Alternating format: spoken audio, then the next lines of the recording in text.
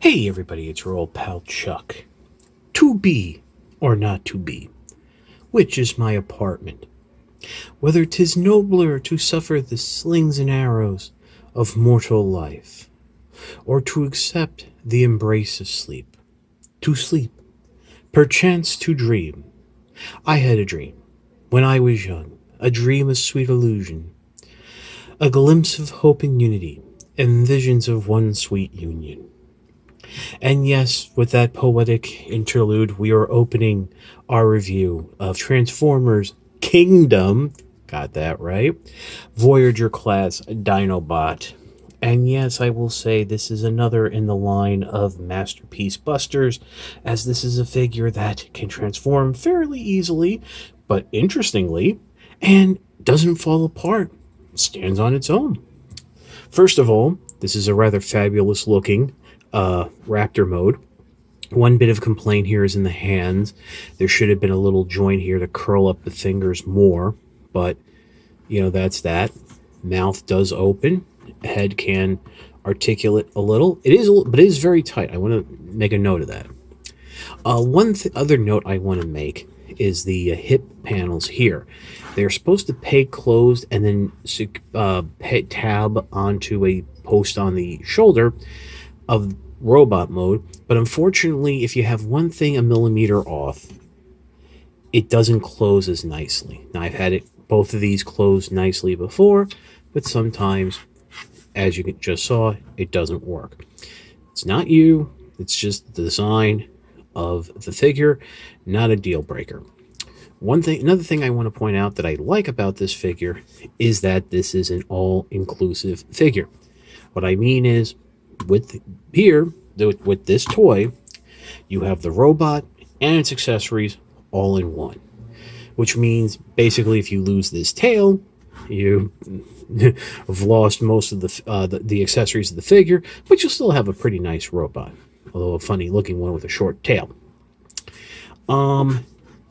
Continue on with the articulation of the beast mode. You do have a universal joint here at the shoulder of the Raptor arms. Single jointed bend at the elbow gives you right about 90 degrees. Rotation at the wrist. Actually, I think that's a ball joint. Yes, it is a ball joint. And, you can swivel down like that, but a lot of that's for the transformation. You have some knee bends right there. Swivel and rotation at the ankles, and the feet are posed with the claws slightly elevated. I don't know if that's entirely accurate, as if I think the claws should be up higher. But again, everything we thought we knew about dinosaurs has changed over the years. I don't even know if the dinosaurs I grew up with still exist. But whatever. So, I guess instead of pausing to get into the transformation, we can actually just jump right into it. One thing I guess we can start off with is close the mouth of the dinosaur, and then you're going to come back here, and you're just going to bring up the Velociraptor legs and swing it out like this. He's flying.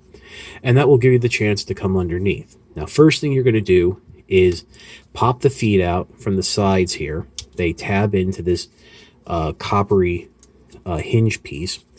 And at the same time, you want to unpeg the legs from the section underneath the torso. I'll show you what I mean in a second. We got the one section done. Let me get this other one. Basically, there's some tab slots right there, and there are tabs right there on the inside of the leg. So now we've just started butterflying open the figure. Go ahead and close these panels just like that. Straighten out the leg, and then open up the feet. The feet will go forward, the heel piece will come back, just like so. Not too bad, easy peasy. And they do have the 5mm ports underneath if you want to do like armor and stuff. Straighten back the legs. Geez, I almost want to say that looks broken, doesn't it? But it's not. It's just a very odd break. But anyway, rotate the leg around, just like so. You'll bring it around, the leg around the front, just like this. I do want to point out that I am doing this whole transformation with the tail attached. The instructions show you taking it off. I'm being brave. Just make sure I got the waist straight there. Start bringing this section up. Bring the whole Velociraptor head down so it's basically eye level with the crotch. Bring that up. Bring this section back. And what you're going to do now is you're going to fold that section forward while folding this panel back, and the panel with the head on it will peg into a slot behind the raptor's head. And we can go ahead and bring this section down. And it's kind of hard to show, but there are slots here on the side that will accept some tabs that are on the back of the tail. You kind of got to wedge it in, but once they're in, they will sit kind of normally and comfortably, just like so. Now, this is where things get a little interesting.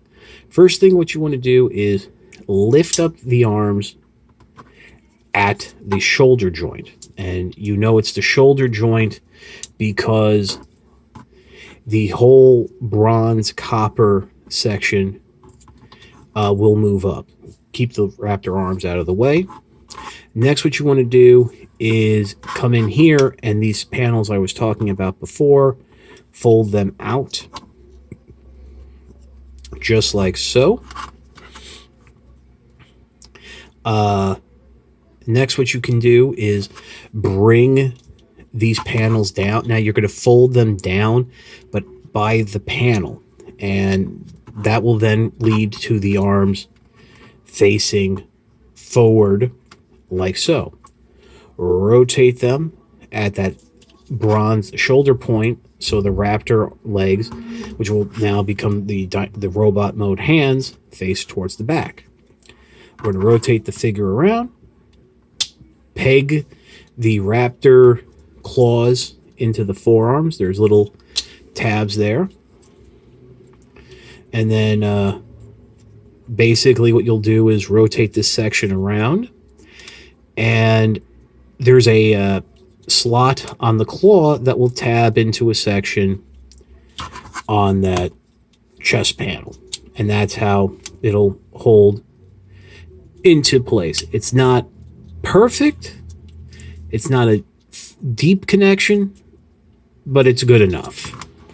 And then finally straighten out the arms, bring them down on the individual arm joint, and rotate the wrists out so that the larger claws are outward and the rear claws are inward. And here we have Dinobot in its robot mode. Now you can of course close these up, but we're leaving them open to show off its weapon accessories. Going to come around the back here, pull the tail off just like so, and we'll open it up. Nice and easy.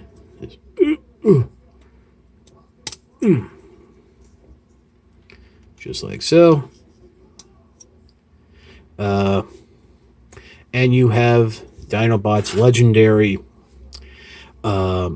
missile launching sword shield. Funny thing, you remember the Classics 2.0 version of this? This was an actual missile launcher. So I transformed Dinobot, put him on my shelf before I go to work. I come home in the afternoon and the missile's missing. Now I was able to judge from where it was positioned on my shelf and follow the trajectory and find the missile somewhere under my bed. Now I put the missile back into the launcher and put the figure down. And as I'm changing out of my work clothes, I realized what had happened. The pressure on that spring was so strong, it actually just launched the missile without having the trigger depressed. Kind of fun. I mean, it's kind of funny. But yeah, so you can put it in the hand like this, or we can separate it. Have the shield in one hand. We'll just peg right in. And then what's nice, I'm going to close the claw up a little, is there's a tab here on the sword, and you can peg it in just like that and close the claw around it. And there you have Dinobot ready to kick butt. And if I haven't said enough, this figure looks like, I thought there was some thigh swivel there, but it is like, you know what? I think there is, but it's very tight, and I'm not going to force it. But this is a Dinobot that looks like it walked right out of the cartoon, and I really appreciate that. $300 for a masterpiece, or $30 for the Voyager. I think $30 for the Voyager is a lot better. So there you go. You know what? Let's get the what I like to call the thumbnail image. Ba-bam! And yeah. Articulation. You do have a universal joint here at the shoulder. The full rotation there. Bicep swivel. 90 degree bend at the elbow. Double, you can actually even bend it backwards. Rotation at the wrist. We know about the claw movement. The hip here, you do have a waist articulation. A little loose there. If you notice, I'm shaking it. He is a little wobbly. Universal joint here at the hip. I can't get it too far back. Like I said, I thought there was some rotation, but it's a little tight, and I ain't playing with it. Nice deep knee bend there. Again, you do have forward. You can bend it forward. Again, that's mostly for transformation. Ankle pivot, as well as some toe and foot articulation. So this is a great figure. Again, I will say, great homage, an update from the classic character, from the classic animation, or can you even call it animation, like CGI? But let's pause real quick, and I'll come back with my final thoughts. So I guess I'm sure you already figured out and guessed. I highly recommend this figure. It's a great addition to the Kingdom line. It is a great update to the Dinobot figure of old. Few minor complaints. I would have liked if they would have thrown in the gimmick they had on the Classics 2.0 version of Dinobot, which was you had the claw hands, but you also had the option for regular robot fists. I think that would have been nice, especially in terms of, holding other weapons and stuff that are 3mm, or is it 5mm compatible. Some of the joints are a little scarily tight. I will admit, pegging the legs in for Raptor mode is a little tight. Surprisingly, I didn't notice this gapping before, but you know what? It is nice that it's there. It does make it a little easier to open that panel. I have a little paint smudge here on the back of the knee, but that's my problem, not your problem. Other than that, really nothing bad I can say. It's a great head sculpt. And yeah, I really think it's worth picking up. This is a Wave 2 Voyager. They're on shelves now, obviously. It's even available from places like Amazon.com, which is where... No, did I get the figure from here? No, I didn't. I got it from the Command Store. But, other stuff came in. It was a little more pressing, but we're getting to it now. And I still know I even have some Wave 1 figures from Kingdom to look at. And we're about a couple months away from Wave 3 Deluxes, but definitely worth the pickup. I know Rhinox is coming in Wave 3, and that looks okay. I have the Thrilling 30 version, but I never opened it because I was told and found out through the grapevine that the hips were terrible. It was either a misassembly or quality control issue. So I'm hoping that version of Rhinox is a little bit better. Thus far, I have to admit I'm a little disappointed looking at his chain guns, that they seem a little undersized. But back to Dinobot.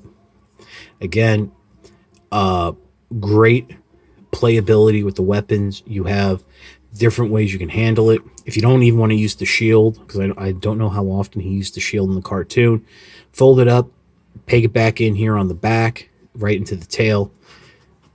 It's all good. Again,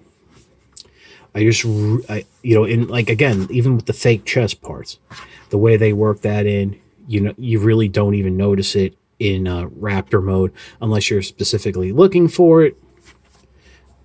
But now I just think I'm rambling. So yeah, pick this figure up. If you're a Beast Wars fan, you're a Dinobot fan, you'll really dig it.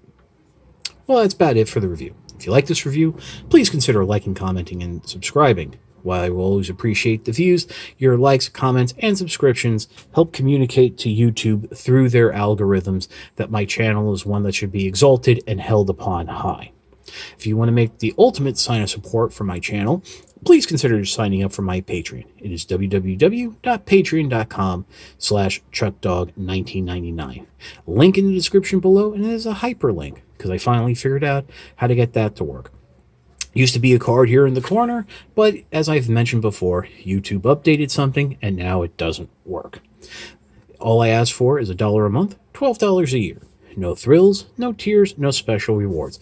All you're doing is helping me help you, help me to help you keep the infrastructure of this channel going and bring figures like this to you. But as I always say, Patreon is a bonus above all bonuses, and if you can't swing the $1 a month, $12 a year, your views are thanks and help enough and are always warmly appreciated. So, with that being said, this is your old pal Chuck for Dinobot. We will see you next time.